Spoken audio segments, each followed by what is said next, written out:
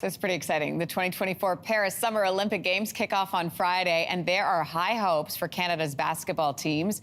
This is certainly Canada's most talented roster, can I say ever? I think so. 11 of the 12 players on the men's team are currently playing in the NBA. That includes MVP runner-up Shai Gilgeous-Alexander and Toronto Raptors R.J. Barrett, Kelly Olynyk. For more on the prospects of the men's team, we're joined by Tim Reynolds from the Associated Press. Good morning to you. Good morning, Lindsey. Fair to say this is a stacked roster? Yeah, fair to say. What you were saying a minute ago about how this is the most talented roster Canada's had, yes, absolutely correct. It is a stacked roster. It is a medal contending roster. Like you said, Shai Gilgeous-Alexander, one of the best players in the NBA this past season, now one of the best players in the world. There's not much argument about that. This is most certainly, this is a Canadian team that has the opportunity to medal, and it has an opportunity to do very, very big things. It's got a very tough group, but I think they have as good a chance as anyone in what I think will be a very wide open tournament. Oh, that's so nice to hear. They have a chance to medal. Okay, let's talk about the group though, Tim. We're in a tough group with what? Greece, Spain, Australia. Which team of those three poses the biggest threat?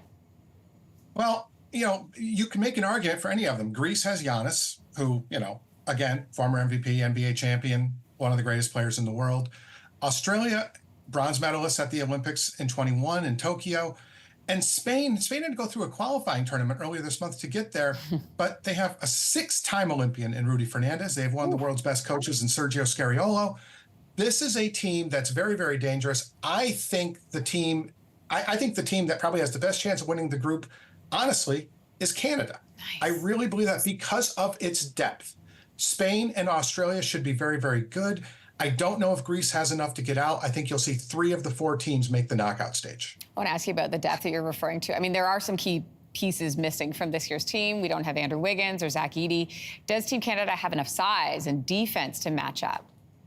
You don't have enough size to match up. What you do have is more than enough speed, and that's how a smaller team can compete. You just beat the bigger team down the floor, and that's clearly what Canada's going to do. You saw that in all 3 of their pre-Olympic exhibitions. You saw that against the U.S. You saw the explosiveness against Puerto Rico yesterday. This is a team that can string together a lot of points quickly. They're going to score a lot of points. They're going to make a lot of threes. They're going to take a lot of threes. They are not going to be a rebounding juggernaut. They just don't have the size for that. But they have certain strengths that other teams in this tournament don't have. Let's talk about another team in this tournament, the U.S. They've got a lot of big names. LeBron is on there, Steph Curry, Anthony Davis, Kevin Durant. But this weekend, in that exhibition game in London, the U.S. lost to South Sudan, which is a team that's never really fielded an Olympic basketball team before. Is Team USA vulnerable? Well, I think they are vulnerable. They beat South Sudan by a point. It probably felt like a loss to the Americans. It probably felt like a loss to the fans who were watching it because they were very puzzled. South Sudan has only 4 players on its roster who have even sniffed an NBA game. It probably should be the wake-up call for the Americans. The big difference in that game was 3-point shooting. South Sudan made 14. The U.S. only made 7. In a 40-minute FIBA game, that's really, really difficult to overcome. There wasn't a lot of effort from the U.S. on the defensive end. They played Germany this afternoon in their final tune-up in London before they go to Paris. I think you're going to see a much more spirited defensive effort. But that's why South Sudan is why I say it's such a wide open tournament. I really think anyone has a chance of beating just about anyone on any given night in this tournament. Right. And I missed a word there. I meant to say nearly lost, not lost. There we go.